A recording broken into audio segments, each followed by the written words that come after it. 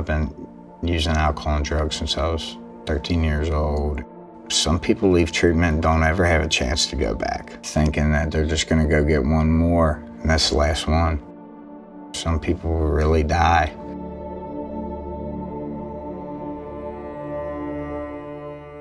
Joey, U.S. Army Reserve, logistics specialist, served from October 2005 to October 2013. I always wanted to be in the Army ever since I was a little kid. I wound up going reserve. I wanted to go full-time active duty. It just didn't work out that way. During my time in the Army Reserves, I tested positive for cocaine. Field grade Article 15 with the Chapter 11 discharge. Recommendation. I'm lucky I got a honorable discharge. My addiction picked back up, strung out on heroin, and there for about 8 years I was completely unemployable.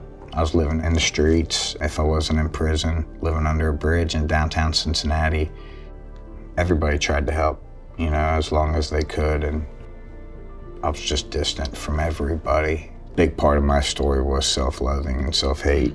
I tried to commit suicide several times. I've tried to overdose several times on purpose. And I would always wake up, at a hospital, or I thought those were the lucky ones.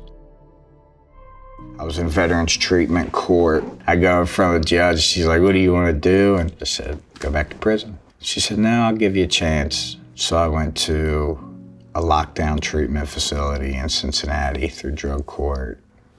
A 12-step group came in every night. At this point, I haven't spoken to really any of my family members for about a year or so. I remember a friend of mine that was in that 12-step group came up and he said, "Hey man, your parents told me you were here. They wanted to let you know that stick and stay and that they love you."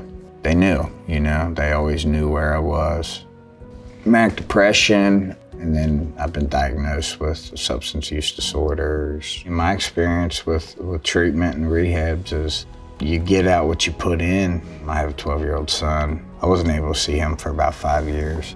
When I was doing my amends process with him, I said, "Hey buddy, this is what I did. I wasn't there. There was neglect involved, right? Because I was in active addiction." He said, "I just want you to be my dad."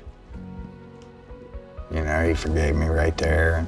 The minute I quit feeling sorry for myself and people calling me out and letting me know that I'm not the victim anymore, my perception changed.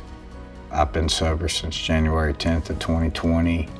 I have a fiance that's very supportive. We have children together. My 2 youngest have never seen that side of me. My life now, totally better than I could have ever imagined. I work for the Joseph House. It's a veterans homeless shelter. We offer drug and alcohol treatment. I cherish the moments, that I have with my kids. My son especially, he's been through a lot. Everything I've been taught about recovery is that you can't do it alone. If you have an opportunity to get with the VA, be surrounded by people. I think that's what works for me, is surrounding myself with good people in the beginning. I did not think that I was worthy of a good life. That's not true. Everybody deserves a good, happy life.